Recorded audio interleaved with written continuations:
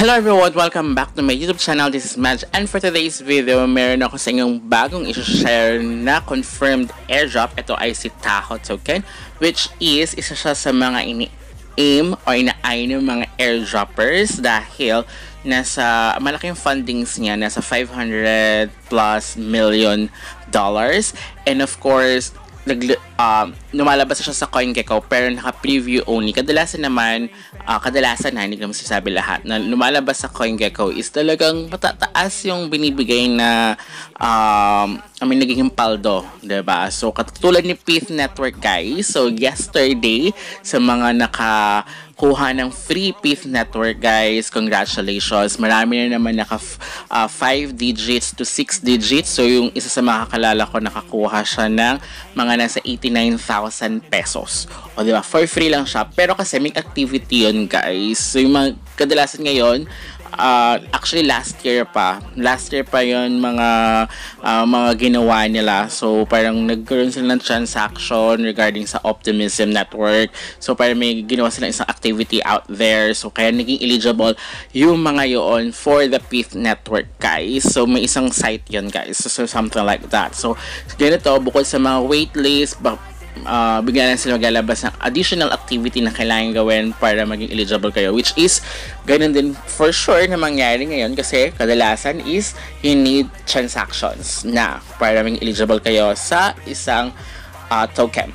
So anyway, so this is the second time ni Tahoe na i-open, actually re-open lang to, guys, the waitlist. Kung na-miss kayo first one, don't miss this one, guys, dahil once na nag-close to, baka hindi na sila mag-open again. So parang nagkaroon to ng a chance again, diba? So kaya gawin nga na, guys. But tuturo ako kayo, guys, step by step para paano ba kayo maka-join dito. And of course, kailangan rin mag-install or mag-download ng kanilang wallet.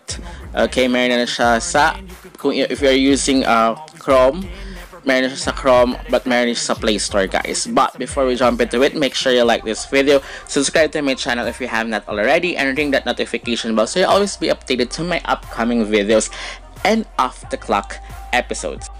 So first, ang kailangan muna natin bago tayo maglagay dyan ng ating email address, kung wala pa kayong Tahoe wallet, so you need to create your Tahoe wallet first. So if you're using Chrome, may extension siya for the Tahoe wallet. But if you're using mobile, you can download it sa inyong Play Store. So meron siya, available siya doon, guys. Pero kasi much preferred ko mas malaking screen. So paminsan kasi nahihirapan talaga ako pag sa phone. Kaya kung as much as possible, kung meron naman sa desktop, sa laptop ko ginagawa yan, guys, para mas malaki at nakikita ko talaga.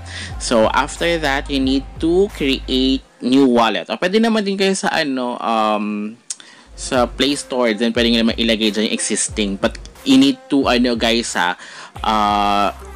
kailangan nakatago yung secret recovery phrase nyo, guys, kasi mahalaga yan. So kakailanganin nyo yan pag nililipat-lipat nyo yung inyong wallet sa iba't ibang device. Okay, so ayan, of course, first kailangan nyo mag-create ng inyong password.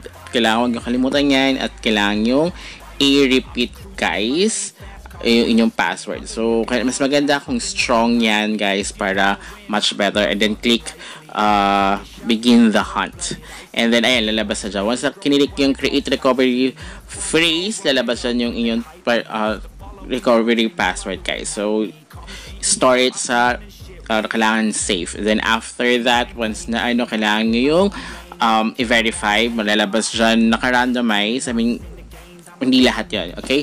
So kailangan talaga is kabisado nyo or meron kayong copy, especially kung meron kayong hard copy. Okay, so here, kailangan nakita nyo sa upper right, so may MetaMask dyan. So kailangan nyo ilipat yan sa Tahoe na wallet para once na inano nyo sa later on, i-explain ko kung bakit.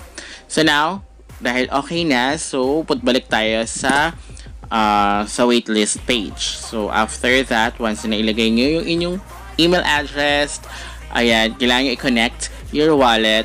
So, kailangan natin i-refresh. Sorry. Pag ganyan pala, kapag nauna kasi natin na open yung page ng waitlist, tapos gagawa pa lang kayo, kailangan nyo i-refresh unless na nauna nyo muna, meron na talaga kayong Tahoe wallet bago nyo i-open itong mismong page. Kaya ang unahin nyo is gawa muna kayo ng Tahoe wallet before you open this page. Pero okay lang naman din, i-refresh nyo lang siya sa nabe. So, pero babalik ulit kayo sa paglagay ng inyong email address. And then, ayan, mag-automatic naman na siyang mag-connect. Guys, yun naman, okay, yun naman dito. Pero dapat kasi naka-enable. Nakalagay dyan is, yung sabi ko nga sa nga, diba, hindi siya nasa MetaMask na logo. Kailangan nasa Tahoe logo siya, guys. Para yun ang unang-unang lalabas dito. Kasi syempre, kung pag extension ng gamit nyo, syempre, marami ng wallet bukod sa MetaMask, mayroon ng Phantom, diba? So, paano kung sa isang site is enable lahat yon, diba? So, yan. So, now, again guys, may nakain na tayo.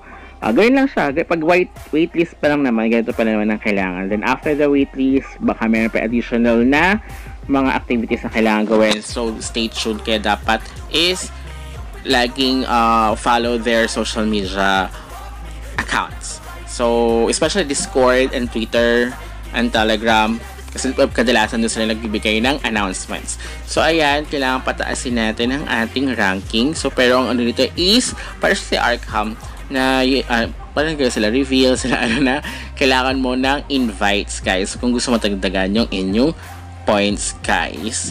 So, ayan, yung try out the form, parang form lang din siya, katulad neto, na ginawa nila Tahoe. Okay? So, yan lang natin yan. Kung gusto nyo gawa ng form, pwede kayo sa the form. Okay? Ganun lang siya. Ganun lang kabilis. Ganun lang kadaling gagawin.